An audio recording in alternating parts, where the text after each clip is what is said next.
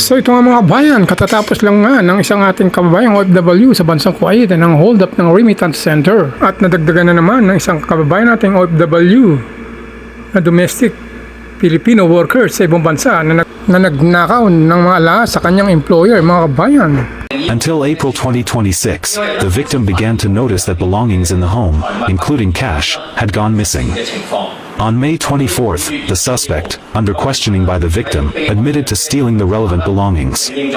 At the time, the victim immediately dismissed the suspect and drove him out of the unit. When the suspect returned to the unit to collect her belongings, the victim questioned the suspect again. She even returned 3,000 patakas in cash on the spot to the victim as compensation. She also promised to return the remaining amount at a later time. The victim believed him and let the suspect leave. However, the following day, when the victim attempted to contact the suspect again, he found that the suspect had already become unreachable. After consideration, he came to this bureau to report the case and seek assistance. After our bureau received the report, we immediately launched an investigation and discovered that the suspect had in fact already left Macau on the evening of May 25, 2026.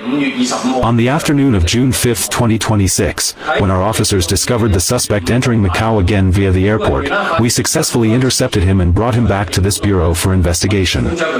At ito naman isang kababayan nating Pilipinang OFW na Pinay na businesswoman sa bansang Taiwan na ang kanyang business ay jewelry at pagbibili at pagbebenta ng mga ginto at pinuntahan nga raw daw po siya ng mga pulis dahil pagbentahan daw siya ng nakaw na alahas o ginto na galing po sa isang OFW na ninakaw niya sa kanyang amo. Jiahao, Taiwan, kahapon may mga pumuntang pulis rito dahil may binenta sa amin na galing sa nakaw. So, story time, kasi nung Lunes, itong asawa ko, pumunta siya ng tax bureau kasi inaayos niya yung iba pa naming papers at saka yung about sa mga taxes namin. So, ang ina-expect ko nung may kumatok sa amin, so akala ko mga galing tax bureau or something saan ng opisina yan about sa business. So, ako kalmado lang kasi akala ko site visit lang ba. So, yun pala, sumon na yon o yung parang invitation para sa akin na pumunta ng police station para mag-explain about doon sa binentang nakaw na alahas sa akin. So, yun, sumama kami. Meron pa kaming customer dito kahapon na dalawa na hindi ko na naasikaso.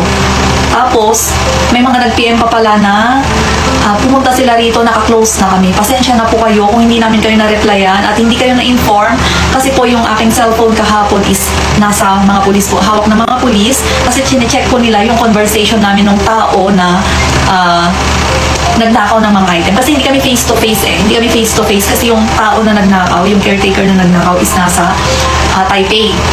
Tapos kami po is taga Sinchu lang. So, nung dumating na po kami doon sa presinto, sabi lang sa akin ng mga pulis, sabihin ko lang daw yung totoo.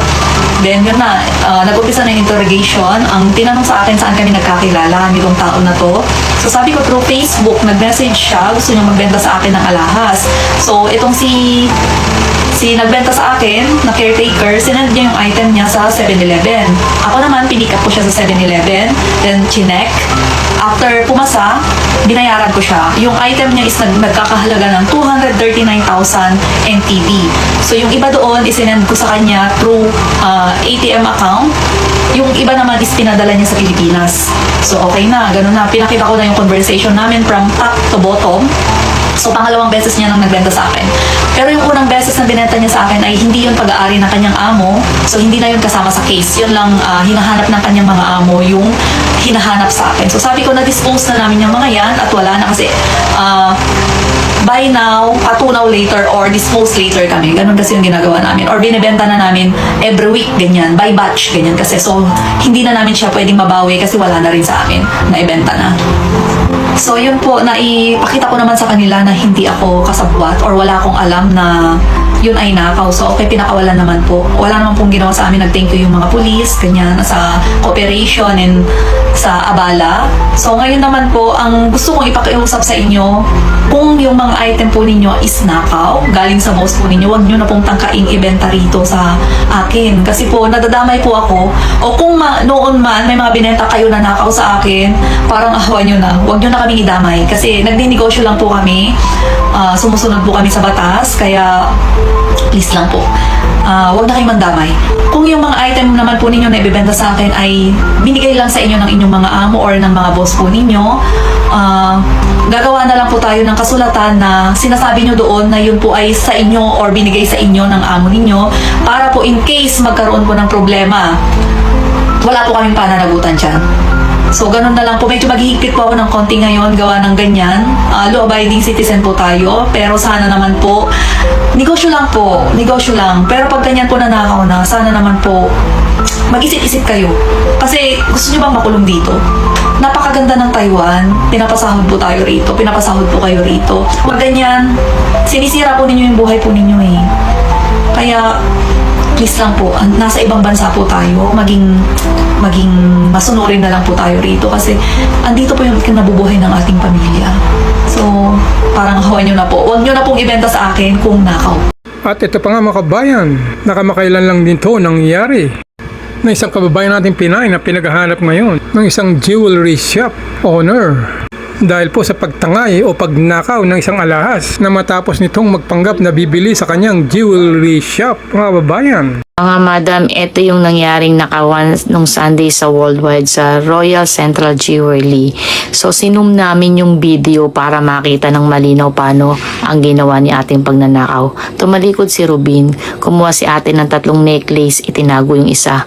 Kung mapapansin nyo, ayun, yung may tag. So, binalik niya yung isa kay Rubin, and then yung isa hawak niya para sukatin. Yung isa nasa loob ng kamay niya, kaya nakatikom. So, sabay sukat sa salamin, sabay tago nung isa. Ayun. So, yun. Pag harap niya, nakabuka na yung kanyang kamay kasi naitago niya na yung isa sa loob ng kanyang katawan. Tapos yung isa, yun kunwari ang napili niya, ibinalik niya kay Rubin. So, ayan. Maglalabas siya ng pera kasi nakapili na siya kunwari ng alahas. So, ang sabi kasi daw dyan, ang kwento nila sa akin, ang hinahanap daw talaga ni ate is makakapal na alahas kasi ang suot daw ni ate na mga alahas dyan nung pumasok is ang kakapal ng kanyang kwintas, eye-catching talaga siya. Kumbaga, iisipin mo talaga siya yung buyer. Kasi marami siyang suot na alahas. Kaya si ma'am that time busy rin siya sa paghahanap ng makakapal na alahas para ipakita kay ate. Kaya talagang nilansi niya yung mga tao. Pero dahil nga tumalikod dyan si Rubin, kaya nakuhanan talaga siya. At iyan, ang plano ni ate, ikakas niya nga daw, magwi-withdraw siya sa labas. Pero sabi nga ni Rubin, huwag ka nang mag-withdraw kasi may machine kami dito. Kung yan ay credit card or debit card, meron silang machine. Pero sabi daw dyan ni ate, magka-cash daw siya. Gusto niya raw cash. Kaya pinare-reserve niya yung alahas dyan. So magre-resibo na sana si Rubin. Pero sabi niya daw babalik. So yan yung ganong pangyayari. So ngayon, dahil kasi kaya ako alam kasi madalas ako dyan, natambay ako dyan, kaya kinuwento nila sa akin, and then sabi niya baka daw kasi kakilala nyo mga customer ko o nakikilala nyo si ate, so ipagbigay alam nyo daw sa kanila. Punta lang kayo sa kanilang shop, kay Rubin o kay ma'am, bibigyan daw nila kayo ng reward kung sino man ang makakapagturo kay ate kung saan siya nakatira dito or kung kakilala nyo siya. So magbibigay sila ng reward. At na po yan, nakapile na yung case niya, may case number na po yan. Kaya ngayon mga kabayan, sikat na sikat ang ating mga kabayan, ibang OFW sa iba't ibang bansa or abroad. Hindi dahil sa talento, kundi dahil sa mga kalokohan at katarantaduhan na ginagawa sa iba't ibang bansa, mga kabayan. 2026, the victim began to notice that belongings in the home, including cash, had gone missing. On May 24th, the suspect, under questioning by the victim, admitted to stealing the relevant belongings.